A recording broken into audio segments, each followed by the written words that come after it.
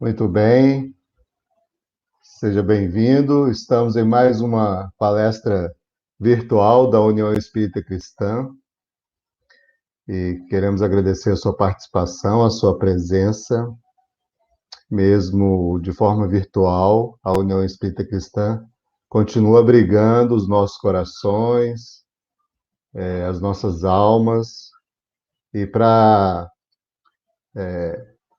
dar início ao nosso encontro dessa noite, nós teremos uma leitura preparatória, será feita pelo Anderson, e depois teremos a nossa prece inicial. Do livro Caminho, Verdade e Vida, psicografia de Francisco Cândido Xavier pelo Espírito Emmanuel, o item 85, o título Testemunho. E respondeu-lhe Jesus: Dizes isso de ti mesmo, ou foram outros que tu disseram de mim? João capítulo 18, versículo 34. A pergunta do Cristo a Pilatos tem significação mais extensiva, compreendendo-a aplicada às nossas experiências religiosas. Quando encaramos no Mestre a personalidade do Salvador, por que o afirmamos? Estaremos agindo como discos fonográficos na repetição dura e simples de palavras ouvidas? É necessário conhecer o motivo pelo qual atribuímos títulos amoráveis e respeitosos ao Senhor. Não basta redizer encantadoras lições dos outros, mas viver substancialmente a experiência íntima da fidelidade ao programa divino. Quando alguém se refere nominalmente a um homem, esse homem pode indagar quanto às origens da referência. Jesus é o símbolo legendário, é um mestre vivo. As preocupações superficiais do mundo chegam, educam o espírito e passam, mas a experiência religiosa permanece. Neste capítulo, portanto, é ilógico recorrermos sistematicamente aos patrimônios alheios. É útil a todo aprendiz testificar a si mesmo, iluminar o coração com os ensinos do Cristo, observar-se-lhe a influência excelsa nos dias tranquilos e nos tormentosos. Reconheçamos, pois, a atitude louvável no esforço do homem que se inspira na exemplificação dos discípulos fiéis. Contudo, não nos esqueçamos de que é contraproducente repousarmos em edificações que não nos pertencem, olvidando o serviço que nos é próprio. Muito bem, agradecemos ao Anderson pela leitura preparatória, tão importante para iniciarmos os nossos trabalhos. Então, vamos nos unir em pensamento e em sentimento para pedir proteção e orientação neste momento. Senhor Jesus, amado Mestre, sabemos que Tua presença neste momento é certa e lhe rogamos as orientações para os nossos corações, para os nossos pensamentos, sentimentos, que mesmo distantes, possamos nos ligar no intuito de aprender um pouco mais a Tua palavra, os Teus ensinamentos, a Tua vida e o Teu caminho. Derrama sobre nós, Senhor, as Tuas bênçãos, o Teu amor, a Tua alegria, para que possamos juntos fazer uma jornada rumo a dentro de nós mesmos. E que assim, ao nos conhecer, possamos também conhecê-lo e conhecer o Pai amoroso que trouxeste há mais de 2000 anos. Abençoe, Senhor, a todos nós que estamos participando deste encontro, neste momento, e todas as pessoas que precisam de sentir a vibração do teu amor, que elas possam ser amparadas também e consoladas. Fique conosco, Senhor, hoje e sempre. Graças a Deus.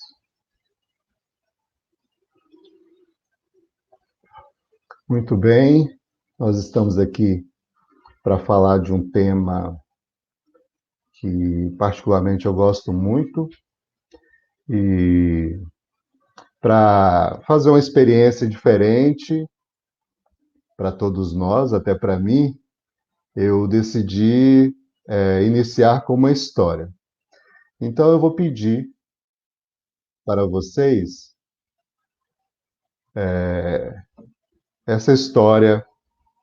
Ela está no livro Os Contos de Bildo, o Bardo, que é o conto dos três irmãos.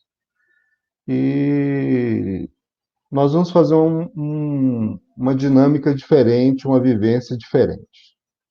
Eu vou propor a todos que estejam assistindo essa palestra a fecharem os olhos para que eu, ao contar a história, todos nós possamos mergulhar no que foi vivido por esses três irmãos, que tem correlação direta com o tema da palestra de hoje. Então, eu convido a todos que fechemos os olhos e acompanhamos apenas a minha palavra, apenas a minha voz. E se deixe levar pela narração da história, ok? Então, vamos lá.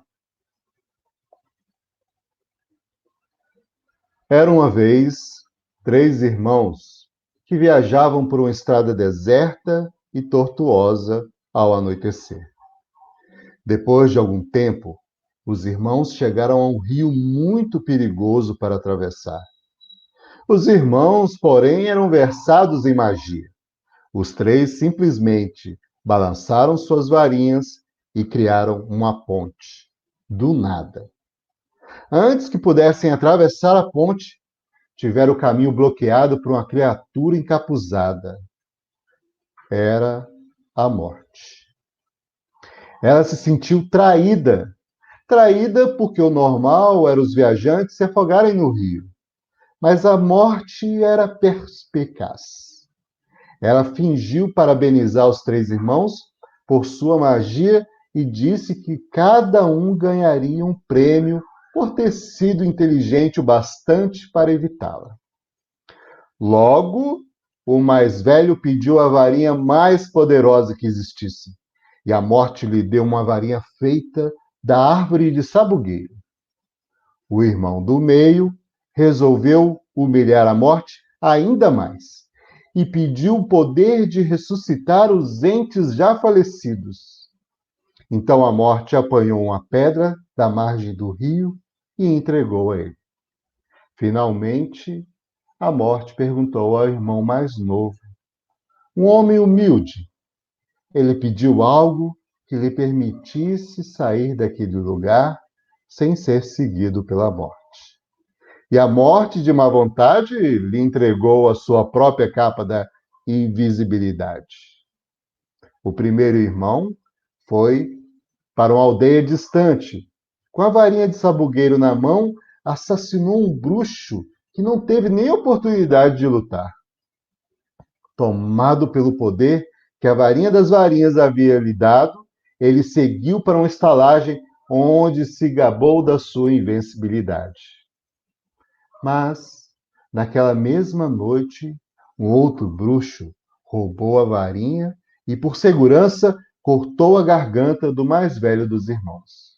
E assim a morte levou o primeiro irmão. Enquanto isso, o segundo irmão viajou para casa, onde pegou a pedra e a virou 3 vezes na mão. Para sua alegria, a moça, que um dia desejara desposar antes de sua morte precoce, aparecera diante dele. Contudo, ela estava triste e fria. Não pertencia mais ao mundo dos mortais.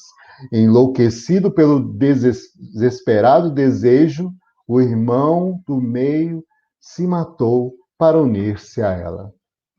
Assim, a morte levou o segundo irmão. Já o terceiro, a morte procurou por muitos anos, mas jamais conseguiu encontrá-lo. Somente quando atingiu uma idade avançada foi que o irmão mais novo despiu a capa da invisibilidade e deu para o seu filho. Ele acolheu a morte como uma velha amiga e a acompanhou de bom grado. E, como iguais, partiram dessa vida. E aí estão. Essas são a história dos três irmãos.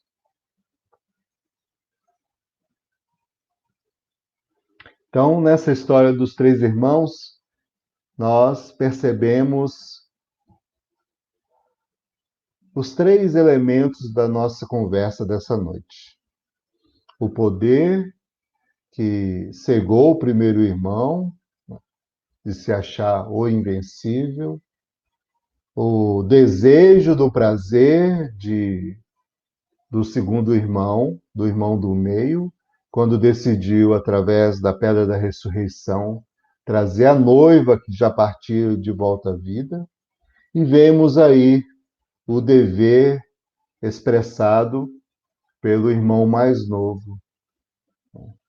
E quando nós lemos, ouvimos esse conto, nós, para entender um pouco melhor o que se passa em cada um momento desses irmãos, a gente traz para essa conversa, para essa reflexão, alguns pontos da doutrina espírita, principalmente de Joana de Ângeles e de Allan Kardec, para que a gente possa entender um pouco mais a força que tem de construção e destruição quando não olhamos para nós mesmos e deixamos as paixões falarem mais alto na nossa vida.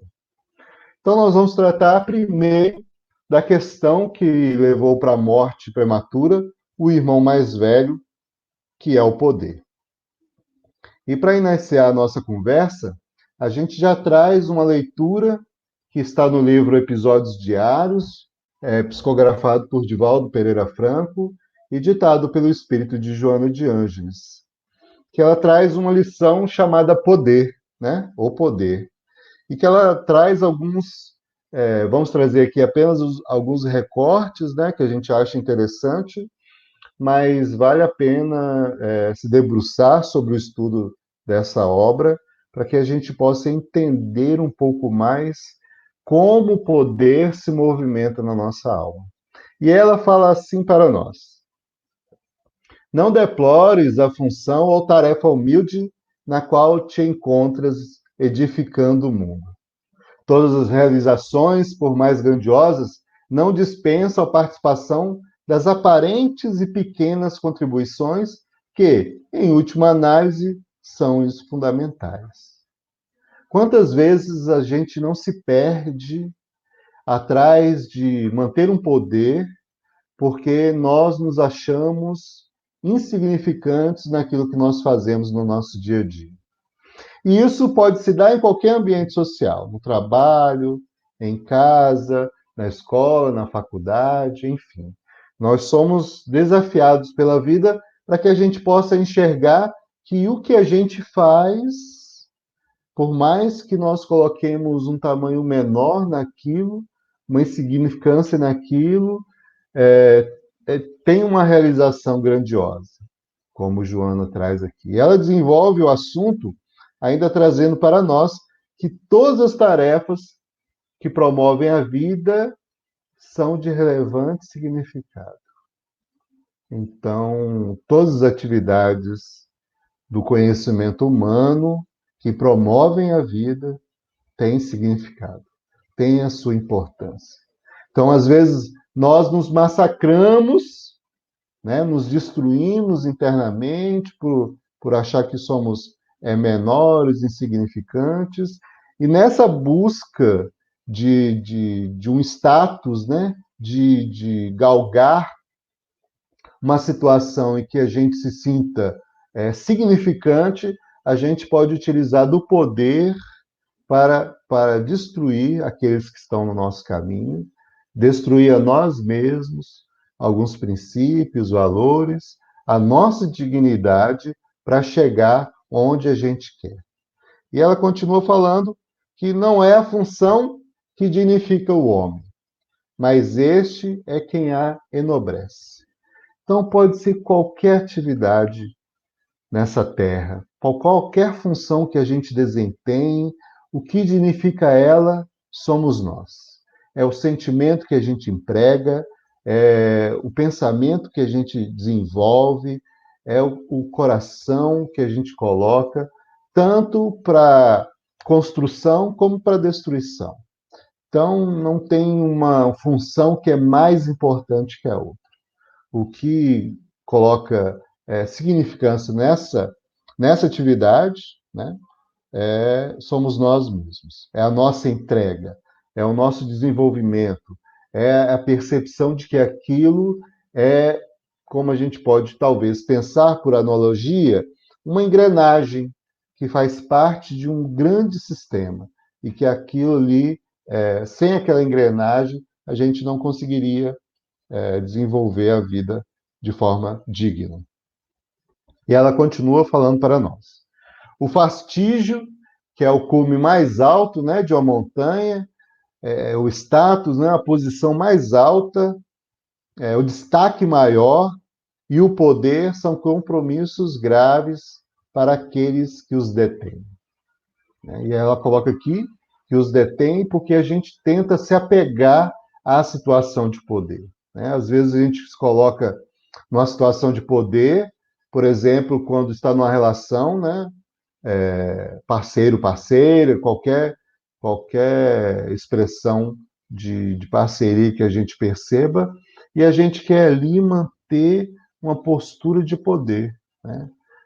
Às vezes a gente pode ter algum desenvolvimento intelectual diferente daquela pessoa, que a gente acha que é mais desenvolvida do que com aquela pessoa que nós estamos vivendo, e a gente quer empregar nela um poder intelectual. Né? Um poder que, na verdade, só faz diminuir o outro, né? Só faz o outro se sentir significante, pequeno, e também, talvez, desenvolver mais tarde essa busca pelo poder a qualquer custo. Então, essa busca de deter, né, esse topo, né, está sempre em destaque, a gente percebe que isso traz muita angústia. Né? Por isso que são compromissos graves, porque isso afeta diretamente o compromisso maior que a gente tem nessa vida, né? Que é de se conhecer, de se melhorar, de fazer a transformação moral, o que, quando nós estamos apegados ao poder, isso é impedido momentaneamente.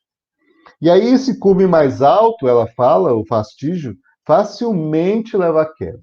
Né? Nós temos até uma expressão popular, né? Que quanto maior, né, a subida, quanto maior o destaque, quanto maior também é a queda. Né?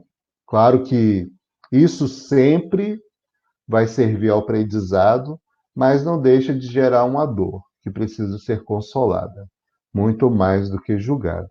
E ela ainda fala: é facilmente leva à queda sob as circunstâncias em que se apresenta e as facilidades de que se reveste. Então, nós temos o alto engano de achar que estamos realmente com o poder da situação, com poder intelectual, com poder material, financeiro, com poder nas relações, né, com poder sexual também. Então, a gente se detém nesse poder e se reveste como uma armadura.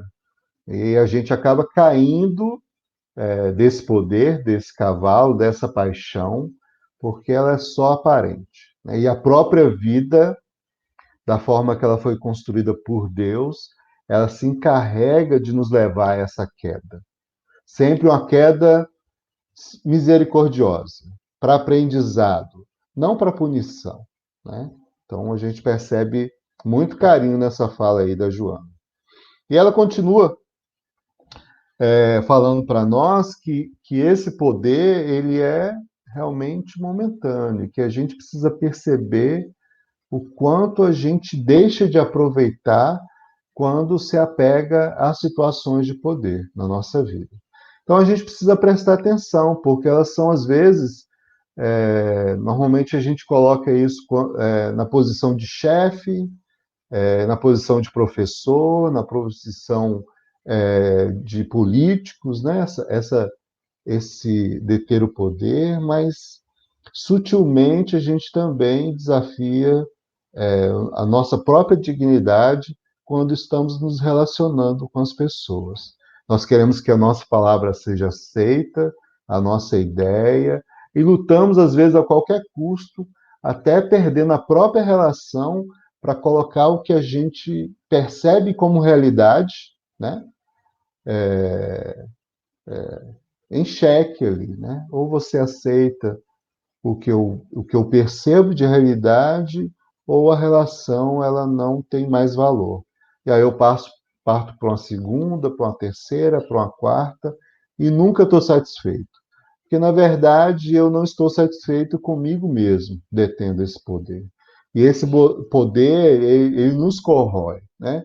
Nos corrói de tal forma que nos traz vários transtornos na vida. A gente vê aí hoje o quanto nós ficamos angustiados de ter o poder da tecnologia, de deter o poder material, né?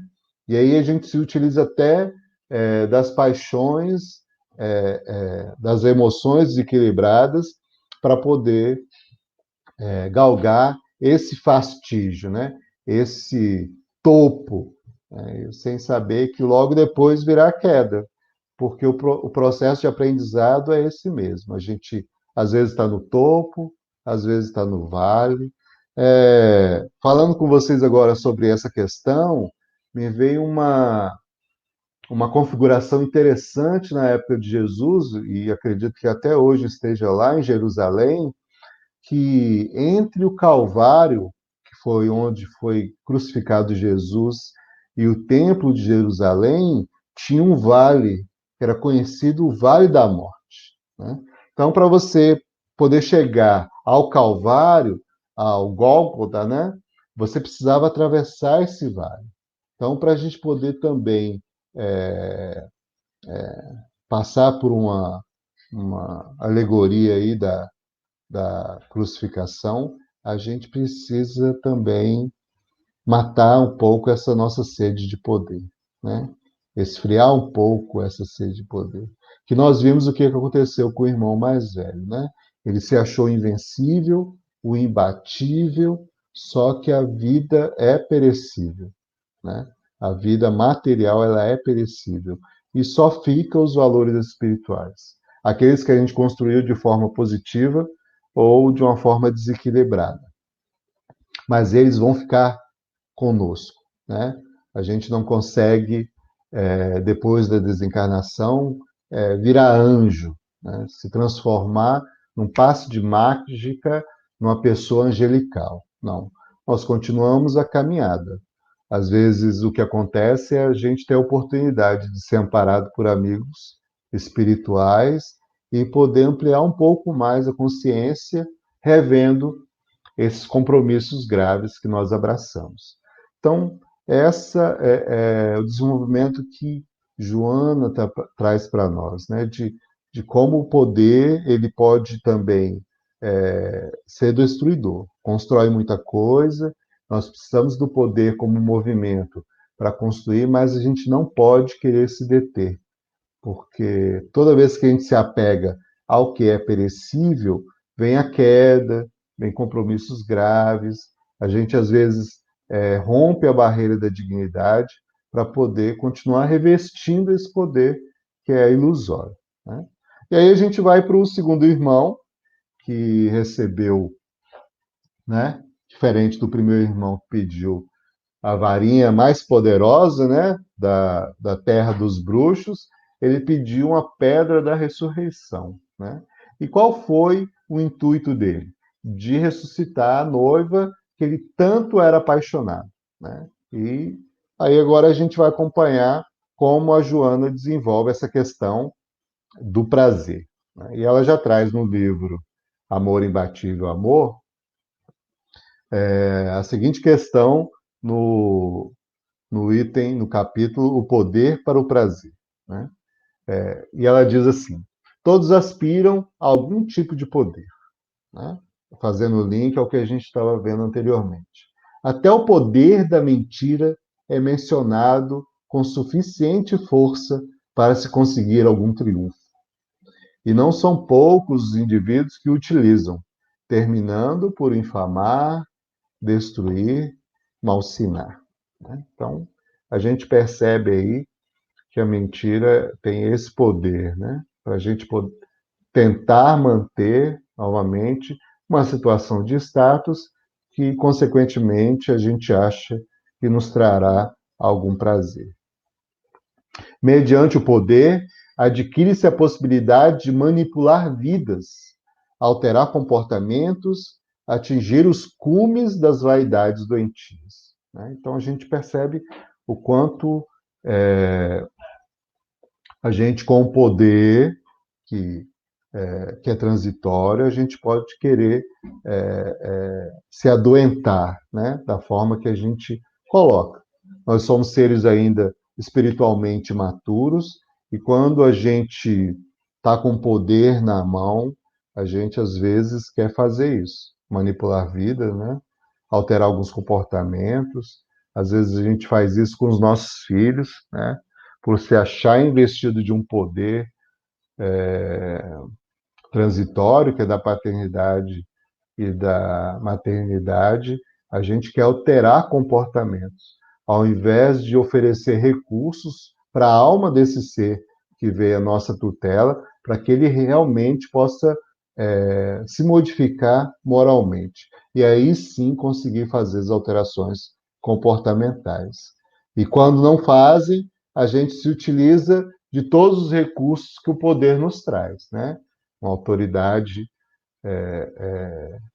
aparente, né? Na verdade, nós nos sentimos autoritários perante aquele ser que nós julgamos naquele momento pela idade menor, por ter menos idade, incapacidade de entender, incapacidade de seguir com a própria vida. Então, isso é o que o poder, às vezes, nos coloca nessas situações, né? Momentâneas. E ela continua desenvolvendo aqui a questão do poder e o prazer, dizendo que o poder, quando em pessoas imaturas, corrompe-as, assim como se torna instrumento de perversão de outros indivíduos que se lhe entregam inermes e ansiosos. Tudo, porém, guardando-se a ambição do prazer que se poderá usufruir. Então, a gente se utiliza aí do poder para alcançar um prazer, que normalmente é um prazer efêmero, né? A gente, percebendo aí o comportamento humano, percebemos o quanto essa relação de dor e prazer ela é inversamente proporcional. Quando a gente tem um prazer efêmero, né, nós normalmente, como consequência, sentimos uma dor muito prolongada.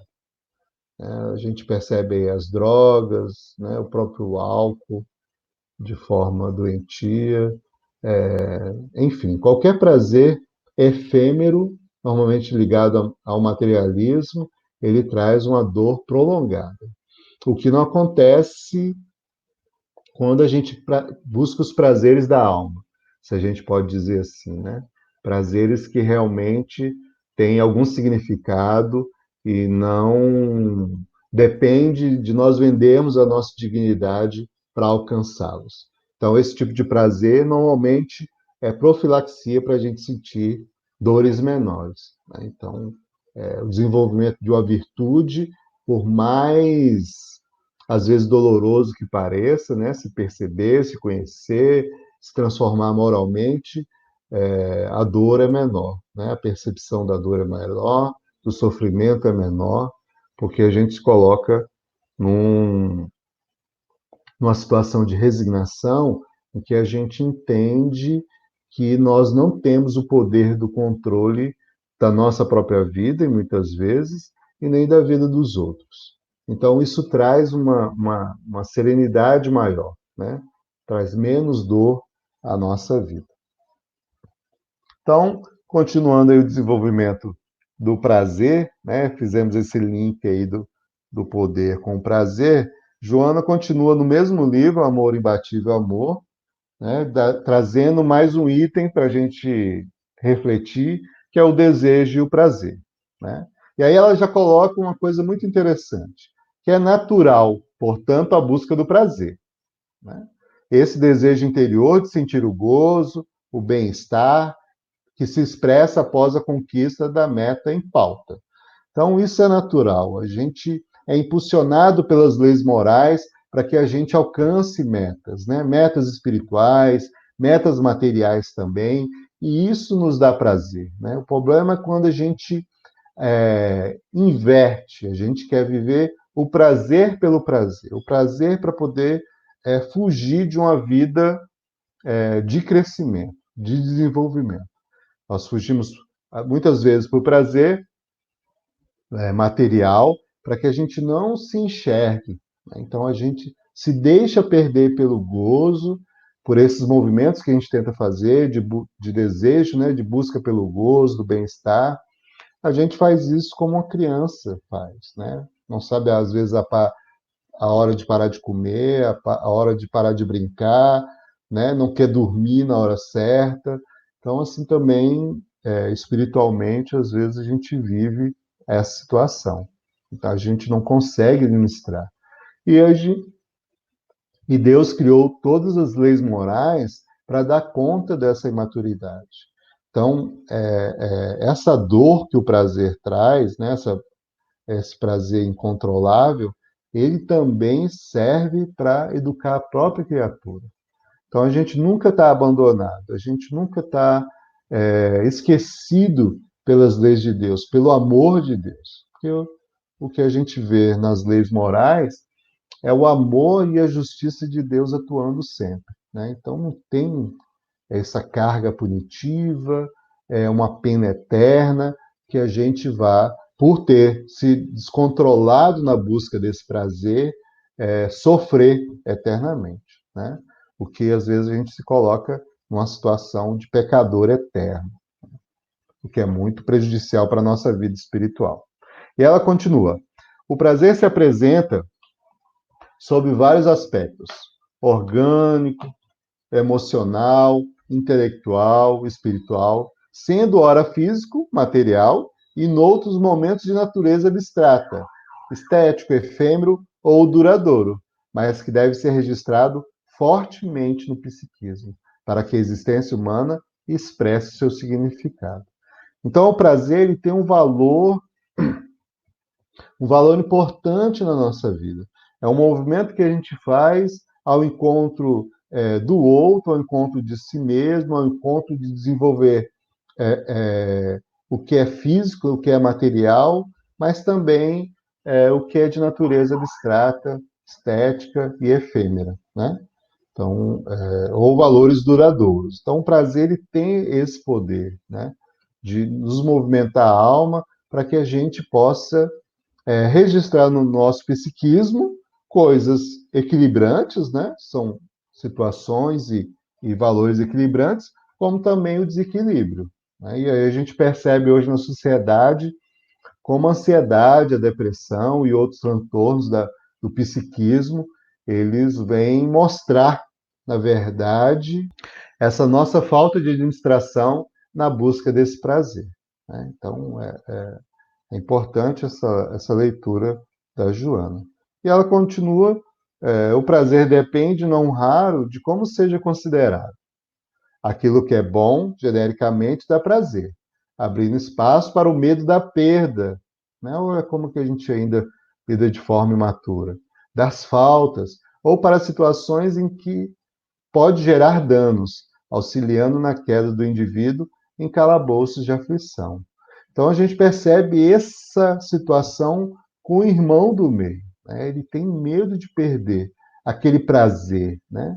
Material, às vezes, ou prazer emocional que ele sente com aquela noiva que partiu tão cedo e que ele não deixa ir, né? Então ele quer manter isso, ele não quer perder, ele não quer sentir falta, não quer sentir dor. E muitas vezes a gente busca o prazer incontrolável para poder preencher esse vazio, dessa perda, dessa falta, né? Então, e aí isso auxilia nessa queda, né? Que foi o que aconteceu com ele, que ele acabou se matando, de não aguentar a realidade tal qual ela era.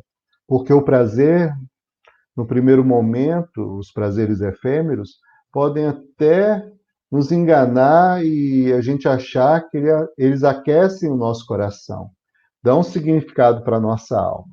Mas a gente vai perceber, como o irmão do meio percebeu, que aquela situação ela vai se tornar fria, né? Efêmera.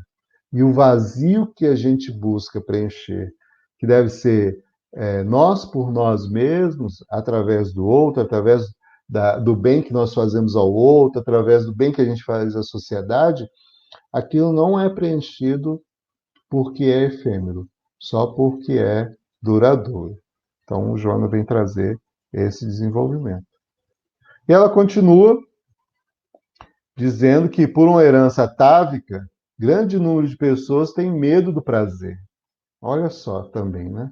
A gente tem medo de perder essa situação de prazer efêmero, momentâneo, com, por uma herança atávica de outras vidas que nós vivemos em outros meios sociais, em outras denominações religiosas, a gente traz essa herança, né, para a vida atual, com medo desse prazer, da felicidade, por associar isso ao pecado, à falta de mérito.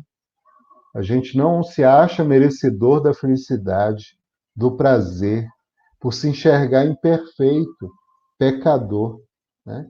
Que se tornaria uma dívida a resgatar, ensejando a desgraça vir-lhe em pós, ou talvez como sendo uma tentação diabólica para retirar a alma do caminho do bem. Quantas vezes a gente não coloca uma tarja preta no prazer, né? Na felicidade, na alegria, que aquilo ali tem alguma coisa de errado, né? Eu não sou merecedor. Fiz tanta coisa e o sentimento de culpa alimenta isso em nós, né? A gente se acha tão miserável, né? Tão pecador que a gente não se acha merecedor do amor de Deus, né? Dos momentos de alegria que a gente vive, de felicidade. E isso é muito pernicioso para a nossa vida. Porque se a gente se apega a uma vida tão desequilibrante, tão negativa, o que nós vamos oferecer ao próximo? Né? A mesma coisa, nós vamos projetar isso para a vida exterior, o que a gente percebe na nossa vida interior, de pecador. E a gente acaba cristalizando como uma pedra, né? Como uma pedra dentro de nós, aquilo, né? Esse medo, e a gente não avança. A vida precisa, às vezes, nos moer, né? Triturar essa pedra para que a gente possa começar a fazer algum movimento. Então, todas essas coisas que nós chamamos de desgraça, de transtorno da psique, isso tudo é o movimento da vida, né? Para que ela possa nos levar para um momento de reflexão. Será que eu, sendo filho de Deus, eu só mereço realmente resgatar a dívida? Só e tudo que acontece pode ser para me retirar do caminho do bem?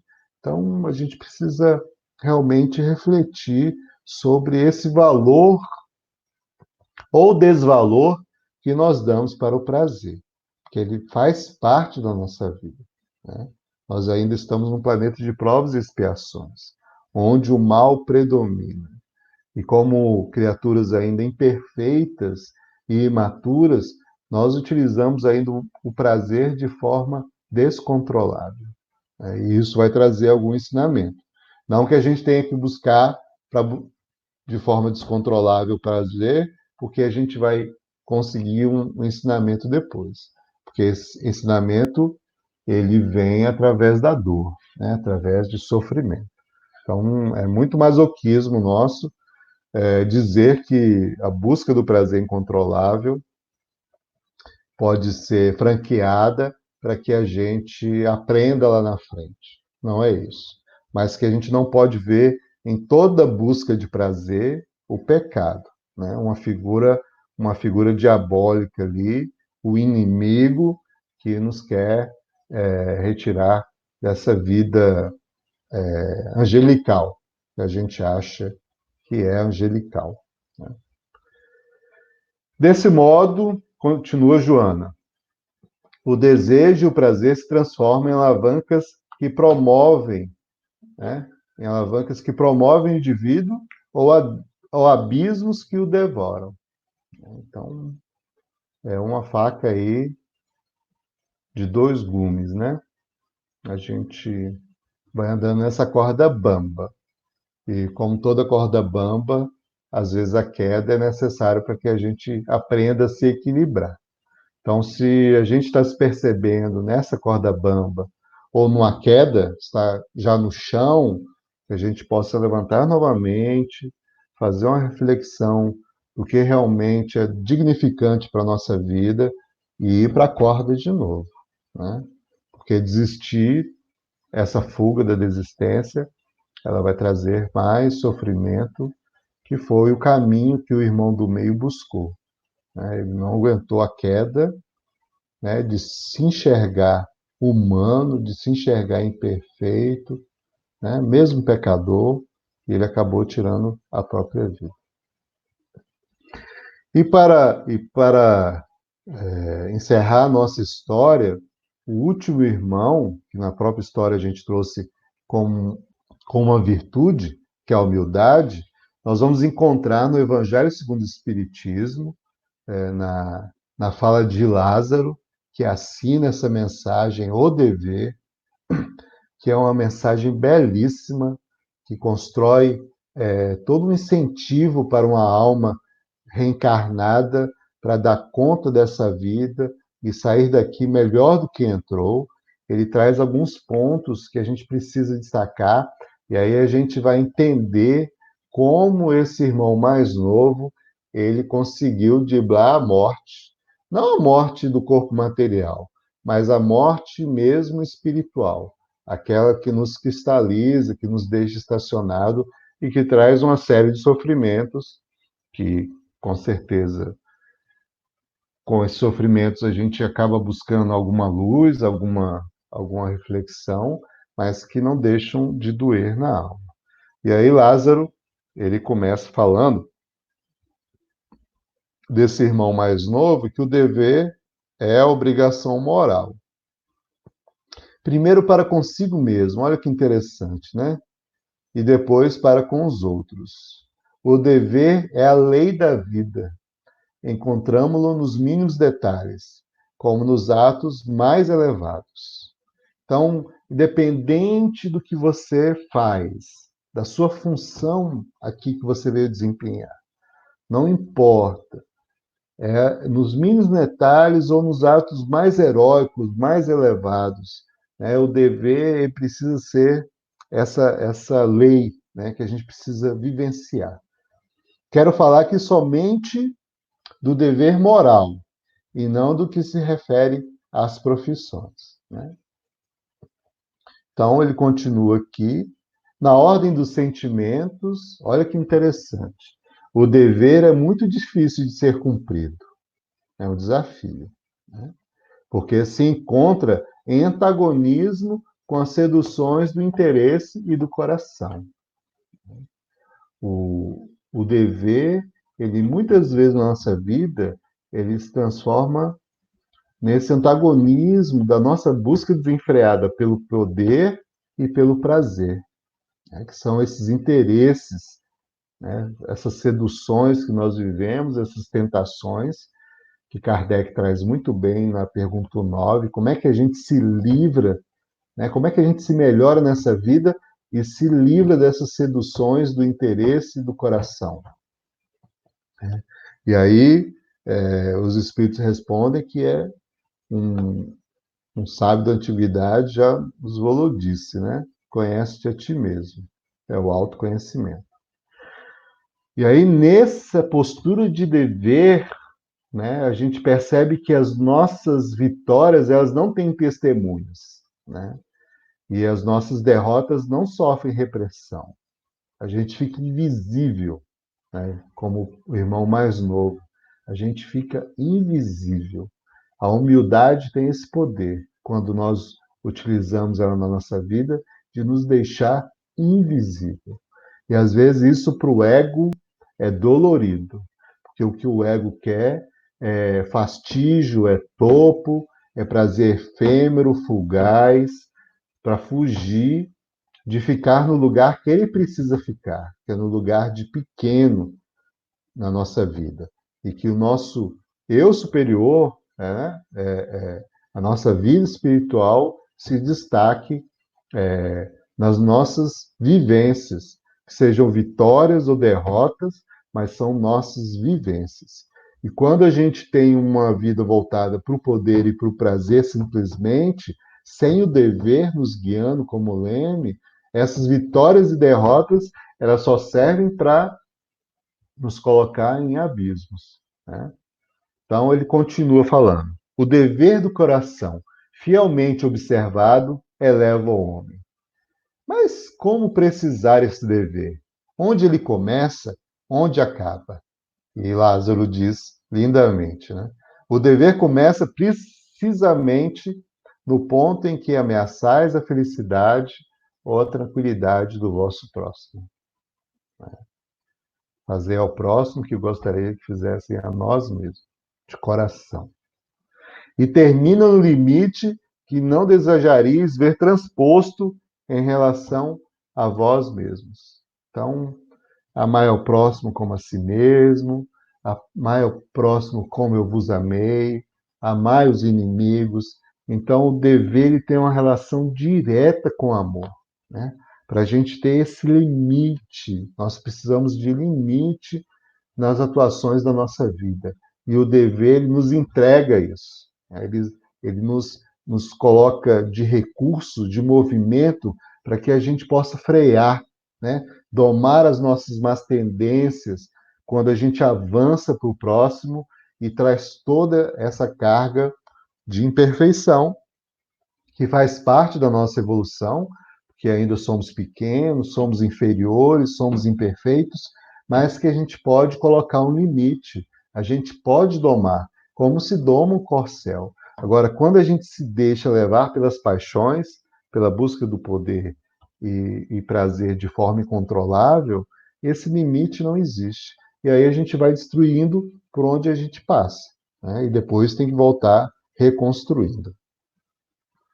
E Lázaro continua, mais um pouco na frente, né, da leitura que é lindíssima. Eu realmente recomendo essa leitura sempre que a gente ficar em dúvida do que pode fazer e do que não pode fazer. Ele diz assim: a igualdade em relação à dor é uma sublime previsão de Deus, que quer que os seus filhos, instruídos pela experiência comum, não cometam mal, desculpando-se com a ignorância dos seus efeitos. Então, quando a gente enxerga, vai em direção à dor do outro, mesmo domando as nossas más tendências de julgamento, de maledicência, de inveja, a gente tem a oportunidade de ser instruído pela experiência do outro, né? De aprender com o outro. E aí a gente pode, nessa experiência em comum, tirar esse véu da ignorância que nos cega, né? E trazer para nós essa humildade de que a gente pode aprender, né? De que a gente está ainda meio vazio, que a vida é muito abundante de aprendizado e se coloca numa posição de aprendiz. Então, quando a gente percebe a posição do terceiro irmão, do irmão mais novo, nessa postura de humildade, seguindo o seu dever, a gente percebe o quanto a gente tem ganho espiritual com isso. Então, podemos não viver nessa vida com os cargos, com os títulos que talvez a gente ache que nós merecemos, mas Deus tem uma previsão sublime, né, com relação às nossas dores. E aí ele continua, Lázaro continua. É lindo isso. O dever é um resumo prático de todas as especulações morais, né? Então, tudo que é moralidade, o dever, ele tem esse poder de colocar praticidade nessas especulações. Então, está em dúvida de que caminho, de que expressão moral você tem, procure o dever. O que realmente diz as leis de Deus, né? O que realmente diz a sua consciência. Faça esse mergulho para poder ver que o dever é esse resumo prático, né? Que às vezes a gente tanto se perde, não tem um roteiro, não tem um guia, e o dever ele tem essa função. E ele traz, diz Lázaro, né? É uma intrepidez da alma, né? Uma coragem, né? Que enfrenta as angústias da luta. É uma coragem cristã, coragem genuína, coragem do Cristo. Ele é ao mesmo tempo austero, firme, enérgico e dócil, pronto a dobrar-se às mais diversas complicações, né, através dos recursos da alma, né, mas permanecendo inflexível diante de suas tentações. Olha que é como se fosse um bambuzal, né, um bambu, uma árvore que vem a tempestade e ela não se deixa tombar pelo caminho mais fácil, para chegar ao chão logo e não precisar resistir mais às angústias da luta. Ela se mantém firme, né? E para não se dobrar, né? E se mantém flexível aí diante dessas tentações. Porque às vezes a gente quer se lançar ao chão porque é mais confortável, né? Então, vencer os próprios desafios. E ele continua: o dever é o mais belo galardão da razão, né? É um mais belo resultado da razão. Ele nasce dela, como o filho nasce da mãe. Olha que lindo. O homem deve amar o dever, não porque ele o preserve dos males da vida. Não, não é isso que ele está querendo dizer. Aos quais a humanidade não pode subtrair-se. A gente vai passar por tempestade, por chuva, por intempéries, por vicissitudes, nós vamos passar por muita coisa, né? A gente precisa aprender, passar isso para poder buscar algo melhor, buscar reflexão, transformação moral. Mas porque ele transmite à alma o vigor, né? A energia, né? Esse amparo espiritual necessário ao seu desenvolvimento. Então, muitas vezes a gente tá desanimado, né? Tá triste, né? É importante trazer o dever. Qual é o meu dever? Né? E quando a gente fala de dever, tem muita ligação também com o nosso propósito aqui na vida, né? E qual herança a gente quer deixar? Dever se engrandece e esplende sobre uma forma sempre mais elevada, em cada uma das etapas superiores da humanidade. A obrigação moral da criatura para com Deus jamais cessa, porque ela deve refletir as virtudes do Eterno, que não aceita um esboço imperfeito, mas deseja que a grandeza da sua obra resplandeça aos seus olhos. Então, quando a gente busca o dever, a gente entra nessa vibração com Deus, né? E aí a gente vai vencendo cada etapa aí dessa humanidade que a gente precisa vivenciar, né? Então, e respeitar as leis morais, vivenciar as leis morais, tão belamente escritas na terceira parte do Livro dos Espíritos, que a gente pode consultar, estudar, refletir e se perceber na aplicação diária dessas leis, porque elas refletem, né, o amor de Deus, as virtudes do Eterno, né, que intimamente é perfeito, né, e ele habita dentro de nós. E essa perfeição, toda vez que ela é ferida, né, então a vida se encarrega de que a gente aprenda a voltar novamente nesse caminho do dever. Né? Então, e que possa resplandecer aos nossos olhos. Né? Que a gente possa ser também uma carta viva, né, dessas virtudes. Né? Então, é importante. Que foi a herança que o irmão mais novo deixou para o filho.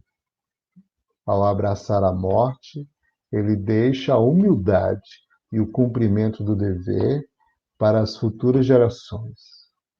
E isso é muito importante. Isso é muito valoroso.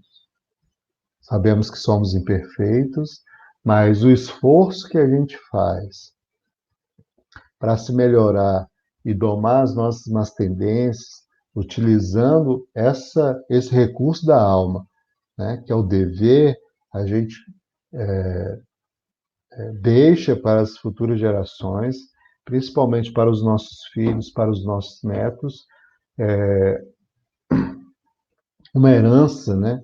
Uma herança bendita, né? Diferente de outras heranças que nós deixamos atávicas, de que o prazer é pecado, do medo do prazer, do medo da alegria, do medo da felicidade, porque a gente não soube se controlar, né? A verdade é isso. Então, a gente finalizando aqui com esse texto belíssimo de Lázaro, que está no Evangelho segundo o Espiritismo, a gente retoma por conto dos três irmãos. Esses três irmãos, na verdade, são facetas da nossa própria vida íntima, né? São os apelos da vida material, os desafios da vida cotidiana, que muitas vezes nós nos pegamos buscando o poder de forma desequilibrada, o prazer de forma desequilibrada, e esquecendo de utilizar a humildade, ficar invisível para essas tentações do mundo e dar conta do nosso dever, dar conta da nossa transformação moral, né? Como espíritos imortais que somos. Então, espero que com essa história, com essas reflexões de espíritos tão iluminados, né? Tão firmes, né? No seu propósito, Joana de Ângeles, que decidiu seguir Jesus até ser queimada na fogueira e até hoje segue os seus passos. Nós temos aí Lázaro, que também decidiu seguir o caminho, né, a vida, a busca da vida com Jesus, e a gente percebe que nós também estamos nesse caminho. Com esses três irmãos dentro da gente, cada um ocupando o espaço no momento definido por nós mesmos. São escolhas que nós damos de qual irmão irá atuar na nossa vida. Né? Então a gente espera que essas reflexões tenham surtido efeito na intenção do encontro dessa noite. A gente agradece aí para quem conseguiu ficar até o final e que a gente possa continuar nessa jornada, né? Nós estamos ainda no segundo degrau, que é no planeta de provas e expiações, e temos muita coisa a aprender. Então, às vezes a gente se acha muito, mas o dever ele dá esse senso, né? Esse sentimento de humildade, né? Que a gente precisa aprender um pouco mais sobre nós mesmos, sobre a vida. Então, a gente gostaria realmente de agradecer ao Mestre Jesus por lançar luzes, né? A nossa jornada através da doutrina espírita, através do seu evangelho, através desses espíritos luminares, né? Que, com o próprio testemunho, trazem para a gente essa lição do dever. Então, queremos agradecer. E, para encerrar, nós vamos fazer uma oração final, né? Uma prece final, e convidamos a todos para que possam nos acompanhar. Vamos lá? Senhor Jesus, Mestre das nossas vidas aqui na Terra, que teve a missão de trazer o Pai amoroso que precisamos para o nosso desenvolvimento moral. Agradecemos as luzes lançadas sobre os nossos pensamentos e os nossos sentimentos nesse encontro, nessa palestra,